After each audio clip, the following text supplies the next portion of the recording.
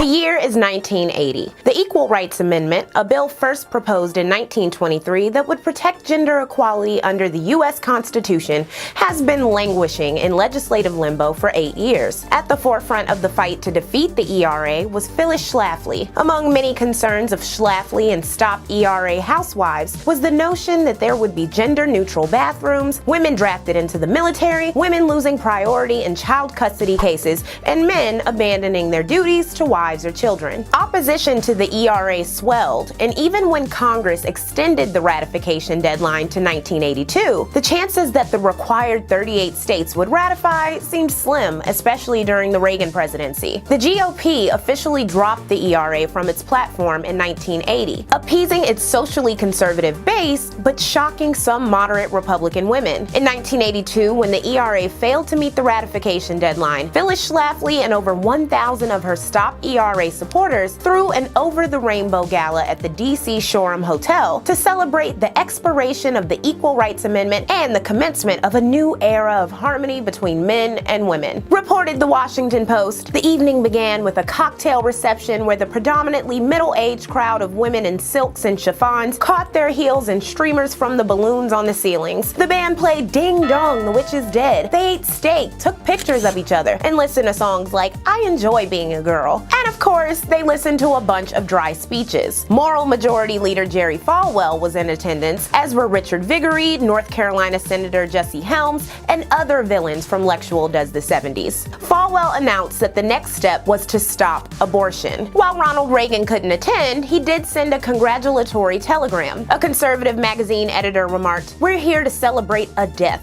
to dance on a grave." Schlafly wasn't fazed when told that the ERA would be reintroduced to Congress all over again. She said, "I'm gonna laugh at them. The ERA's been dead for 3 years." She was right to be smug. The Equal Rights Amendment has been reintroduced repeatedly since 1982 and has never been successful. Schlafly and others would redirect their attentions to abortion and the anti-choice movement, which, as we all know, would be successful by the time I've written and filmed this episode.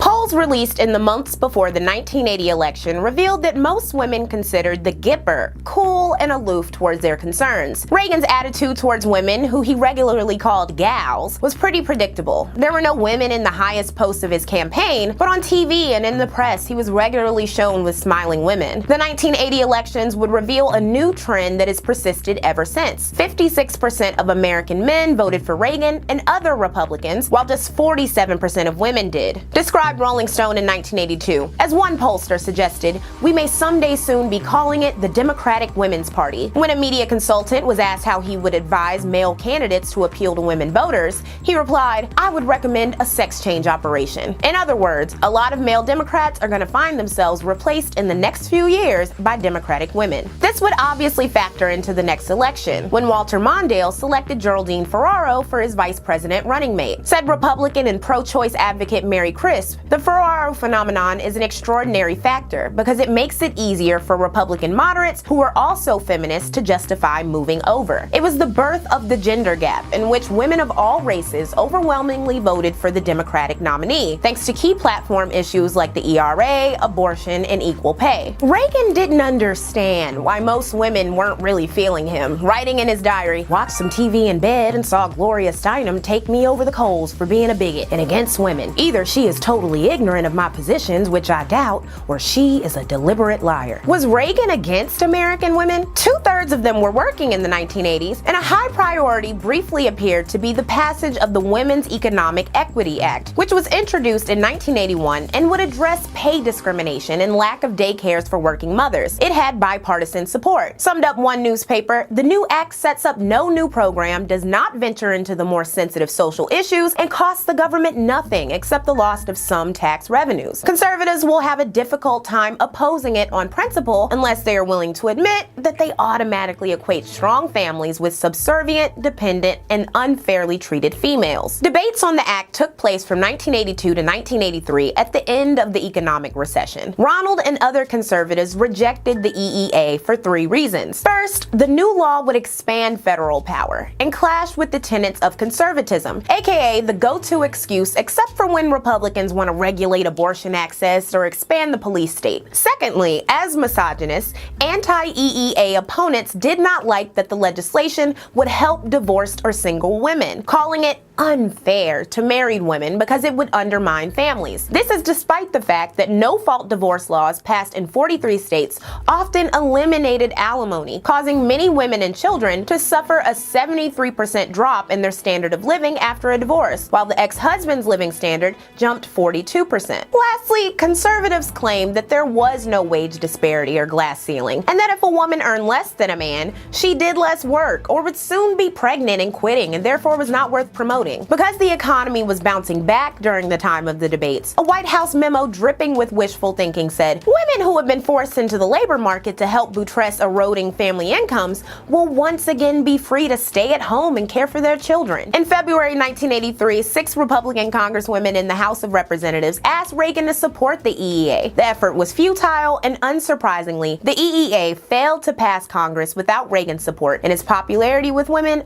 further eroded. Remember those budget cuts we discussed in episode 2, like to food stamps, Medicaid, energy assistance payments in the winter, disability programs, summer programs, etc.? Those impacted a lot of mothers. Under Reagan, over 60% of the adults in poverty were women. Also, the number of children living in poverty started going up again for the first time since the 60s. And speaking of children, a confounding moment in Reagan's presidency surrounding women is on the topic of abortion. Reagan was the first sitting president to publish a book, 1983's Abortion and the Conscience of the Nation. If you think this book was about women's rights to safe and legal abortion, I got bad news for you. While Reagan was staunchly anti-choice, he did nominate Sandra Day O'Connor to the Supreme Court. Reagan's advisors begged him to retract O'Connor's name after conservative backlash to her pro-choice leanings, and Reagan refused. This was a slight slap in the face to Phyllis Schlafly, who had unsuccessfully lobbied the president for a job as Secretary of Education, Undersecretary of Defense for Policy, and most egregiously,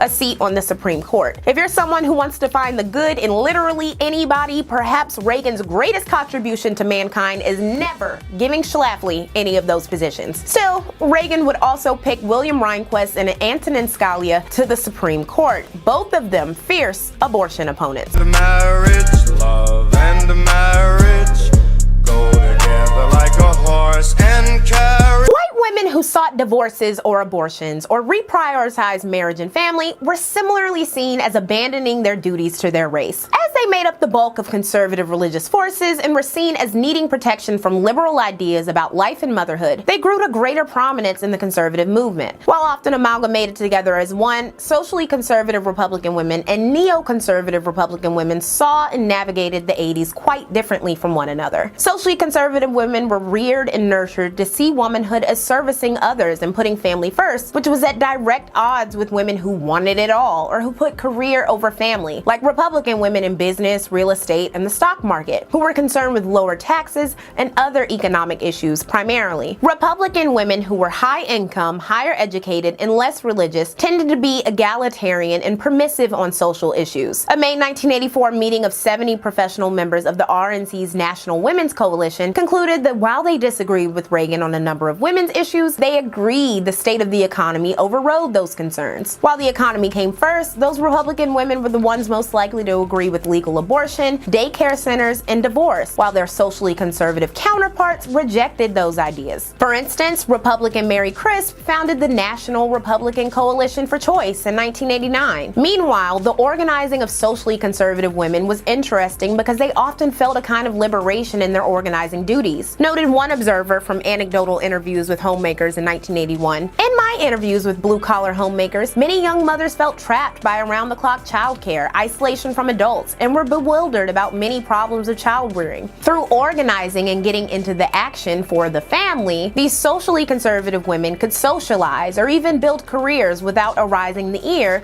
of conservative leaders." Beverly LaHaye was renowned among conservatives and evangelicals for authoring a sex manual with her husband in the 70s and starting Concerned Women for America, a political action committee. In the early 80s, CWA had 150,000 to 500,000 members in 2,000 chapters. So powerful powerful was she that by the 1988 elections, her opinion on Pat Robertson versus George Bush for the Republican primary was reported on in the mainstream. There was also Tammy Faye Baker, whose televangelist fame, trademark makeup, and surprisingly tolerant attitude for gay people granted her mainstream appeal. Her decision to interview Steve Peters, a gay man living with HIV/AIDS, was shocking in the evangelical community. And if you need someone to pray with, if you need someone just to talk, or to hold your hand across those many miles, I just want you to know that there'll be someone here that is here at PTL 24 hours a day to tell you that we love you and that we care. And well, I love you, Tammy. And we're praying for you. I look forward to meeting you in person. Oh, God bless you, and we want you to beat this disease. I will, with Jesus' help. God bless you, Stephen. Thank you very much. Connie Marshner, a right-wing darling who worked for the Heritage Foundation and wrote articles and monographs opposing things like government subsidies for childcare, said, "I'm no good with kids and I'm a terrible housekeeper. To me, it's very unrewarding, unfulfilling work." While she worked to advance right-wing causes of the traditional family, the married mother of four had her own apartment and spent much of her time traveling and giving speeches while her husband watched the kids. She explained, "What I'm doing has real tangible rewards." Paul Weyrich, patriot of the American family, tried to convince Connie Marshner to keep working and traveling and giving speeches in early 1988 when she was pregnant. "But I thought mothers were supposed to work in the home and put their families first." Clearly, women were important to the conservative movement, and standing up for Christian standards of femininity and the family granted conservative women a bit of cushion from misogynistic disdain and often gave them a sense of purpose and approval.